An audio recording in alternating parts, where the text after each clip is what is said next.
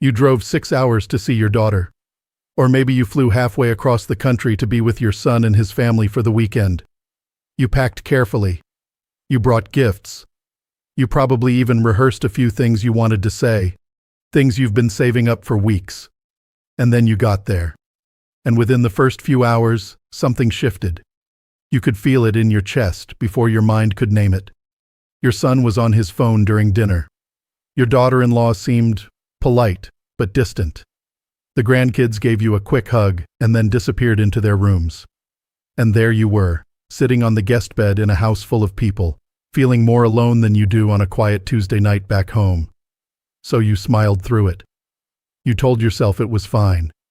But on the drive home, or the flight back, you thought something you're almost ashamed to admit. I wish I hadn't gone. And that thought?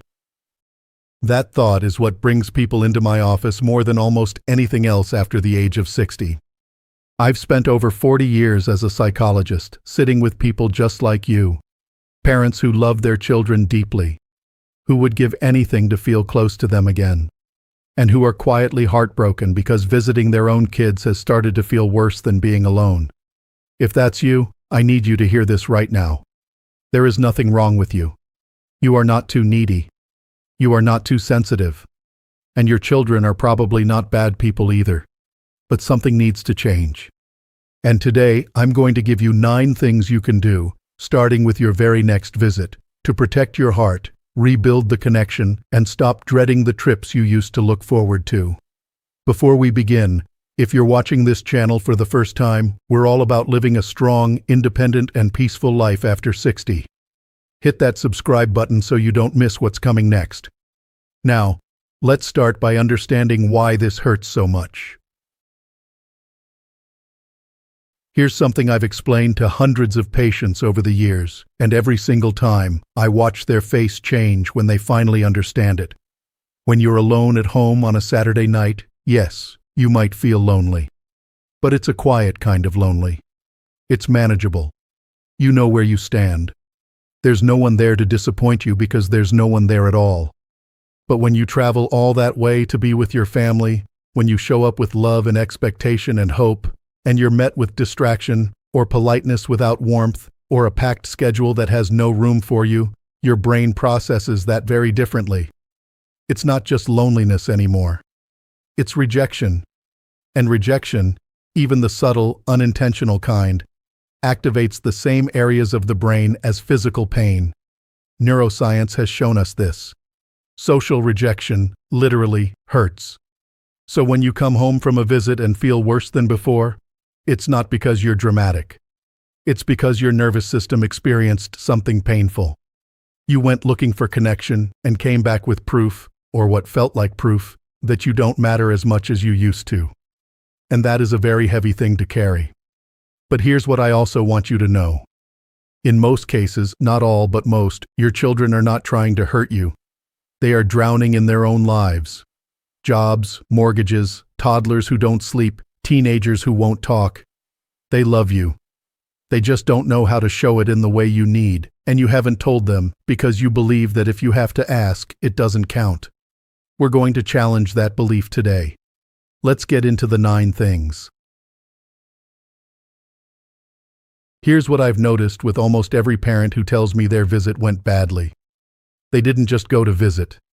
They went with a movie playing in their head, a movie they'd been directing for weeks. In that movie, the whole family sits around the dinner table laughing.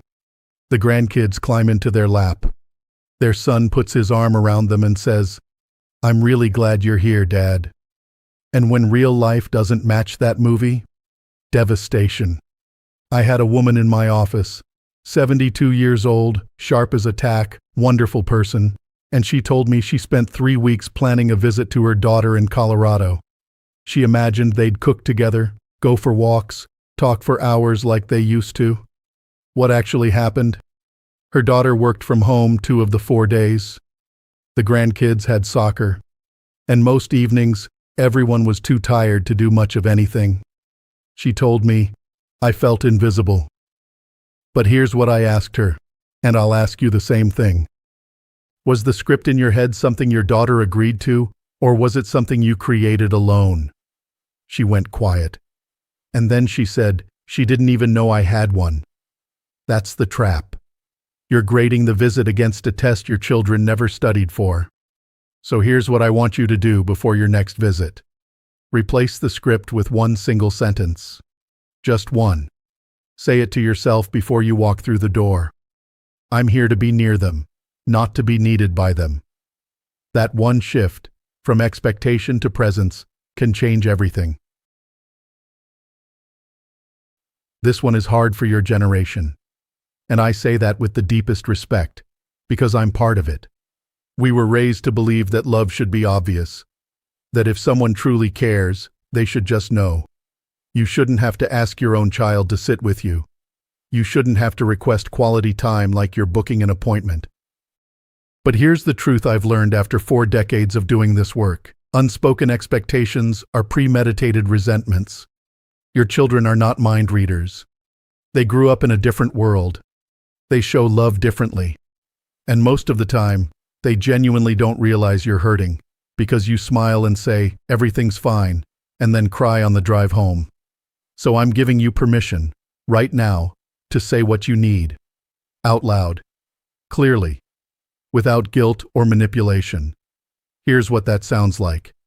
It doesn't sound like, you never make time for me. That's an accusation. It doesn't sound like, I guess I'll just sit here alone then.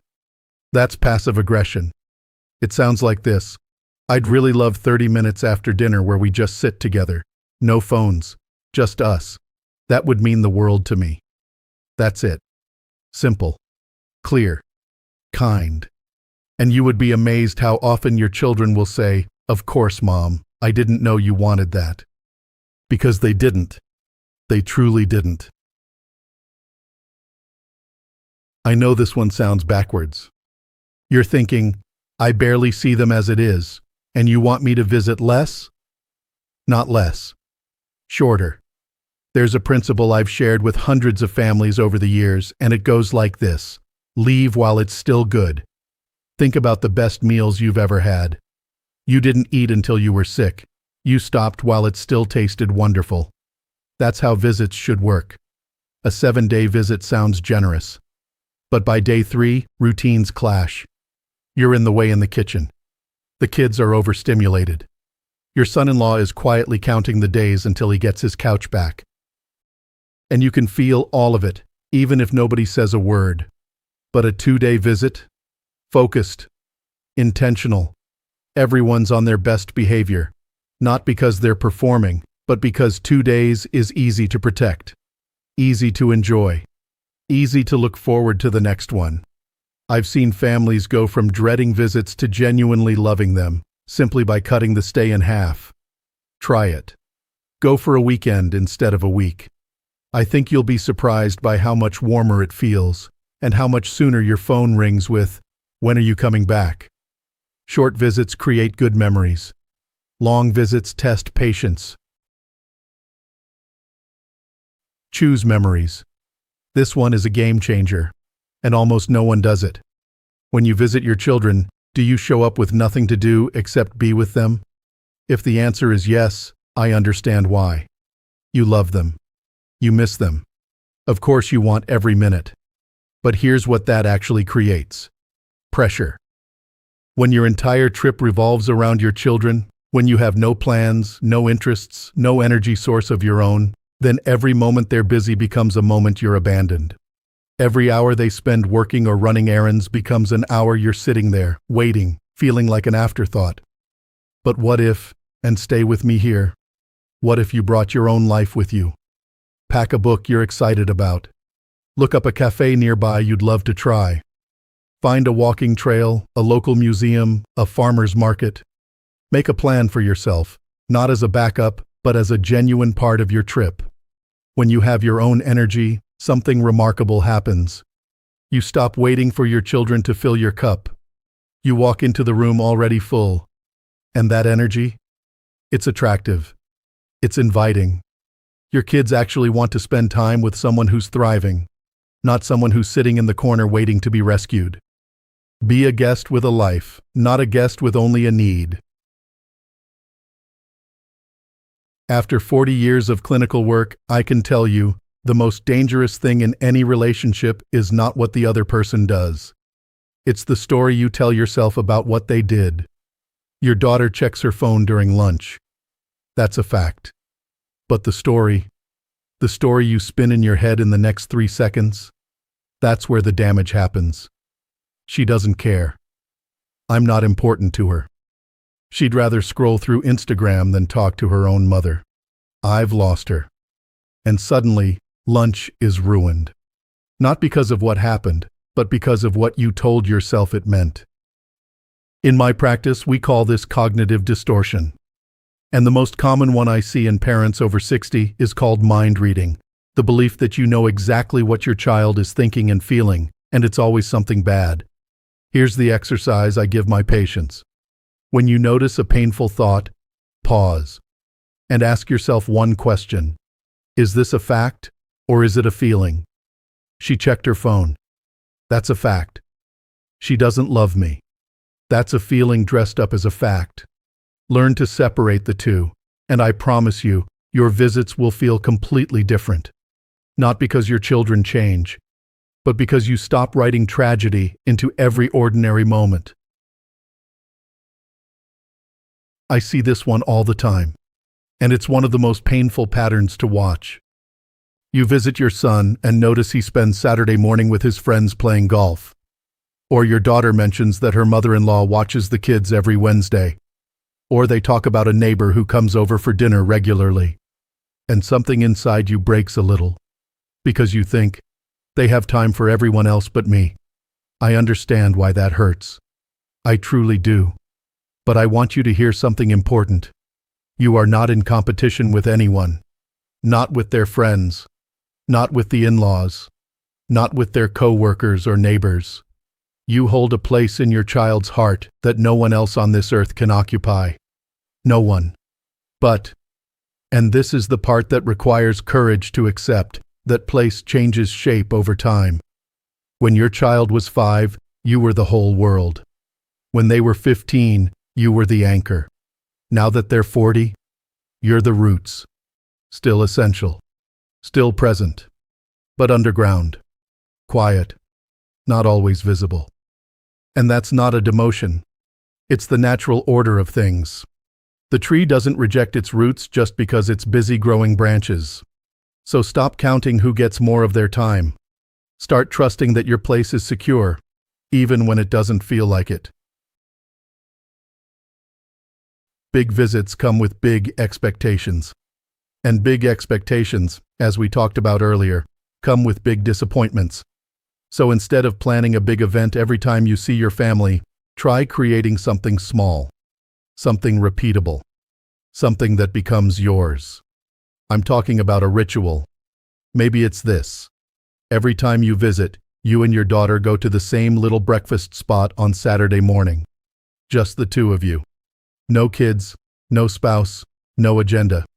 Just coffee and conversation. Or maybe it's this. Every Sunday evening, you and your son cook dinner together. Same kitchen, same cutting board, same terrible jokes. It doesn't have to be fancy. It doesn't have to be Instagram-worthy. It just has to be consistent. Here's why rituals work. They remove the pressure of making each visit special. When you have a ritual, you don't need the whole trip to be magical, because you already know the best part is coming. That Saturday breakfast. That Sunday dinner. That walk around the block after the kids go to bed. Rituals create belonging without drama. They tell your nervous system, you have a place here. And over time, they become the memories your family treasures most. Not the big vacations. Not the expensive gifts. The small, repeated sacred moments of just being together. Start one this year. Protect it. And watch what happens. If you've tried the gentle adjustments and the visits still leave you hurting, it may be time for a real conversation. Not an argument. Not a guilt trip. Not a tearful explosion in the middle of Thanksgiving dinner. A planned, calm, honest conversation. And I want to be very specific about how to do this. First, do it when things are good. Not when you're angry. Not when you're leaving. Not in the car. Pick a quiet moment when everyone's relaxed. Second, lead with love. Always. Here's a sentence I've given to dozens of my patients, and it works almost every time. Try it. Say this: I love coming to see you. That hasn't changed. But I want to be honest. Sometimes I leave feeling more lonely than when I arrived, and I don't think either of us wants that. Can we talk about how to make this better? Not just for me, for both of us. That's it. That's the whole speech. No blame. No history. No list of everything they've done wrong since 2014. Just one honest, vulnerable, forward-looking statement. And then, this is the crucial part, say it once. Don't repeat it every visit. Don't bring it up again 2 weeks later. Say it, mean it, and then give your child time to absorb it. Some children will respond immediately. Some will need a few days. Some might get defensive at first, but come back later with something beautiful. Trust the process. You planted the seed. Let it grow. I saved this one for last because it's the most important thing I'll say in this entire video. If your happiness depends entirely on your relationship with your children, if their phone call makes or breaks your week, if the visit is the only thing on your calendar that matters, then every visit will carry an enormous weight. A weight it was never meant to carry. And a weight your children can feel, even if you never say a word. When your child is your only source of joy, connection, and purpose, you're not visiting them. You're asking them to save you. And that is a burden no child, no matter how loving, should have to carry. So here is the most powerful thing you can do. Not just for your visits. For your entire life after 60. Build a life that is full without them. I don't say that to be harsh. I say it because I've watched it transform hundreds of families. Join a walking group. Take a class. Volunteer at the library. Call an old friend you've been meaning to reconnect with. Find a community, a church, a club, a group of people who are also choosing to live fully in this chapter. When you have your own friendships, your own purpose, your own reasons to get out of bed in the morning, something beautiful happens. The visit to your children stops being a lifeline. It becomes a bonus. A cherry on top of an already good life. And here's the irony. When you stop needing the visit to complete you, it almost always goes better. Because you show up lighter, happier, less desperate. And your children, without even knowing why, enjoy your company more. They call more. They invite more. Because being around someone who is living fully is a gift. You spent 30 years building their lives. Now it's time to build yours. That's not selfish. That's the bravest, most loving thing you can do. For yourself and for them. Before you go, I want you to think back to that image we started with. The long drive. The guest bedroom. The sound of the house moving around you while you sit there wondering if anyone noticed you're quiet tonight. I want you to hold that image, and then I want you to let it go. Because that is not the end of your story. That is a chapter you have the power to rewrite. Starting today. Starting with any one of the 9 things we just talked about. You don't have to do all 9 at once. Pick one. The one that hit you the hardest. The one that made you pause or take a breath or nod your head. Start there. And see what changes. The goal, the real goal, is not to be the center of your children's lives. Those days have passed, and that's okay. The goal is to still be in their lives, comfortably, peacefully, and on your terms too. You raised them. You gave them everything you had. And now it's your turn. Not to disappear. Not to stop caring. But to build a life so strong, so rich, so full of meaning, that when you do visit, you bring something beautiful into the room. Not need. Not sadness. Not a scorecard. Just you. Whole. Present. At peace. That's what strong elderly life looks like. If this video meant something to you today, share it with someone who needs to hear it. A friend, a sibling, someone sitting alone right now wondering what went wrong. And if you haven't already, subscribe. Because every week on this channel, we talk about what it really means to live well after 60. Not just to survive, not just to get by, but to thrive, with strength, with dignity, and with a heart that's still wide open. I'll see you in the next one. Take care of yourself. You've earned it.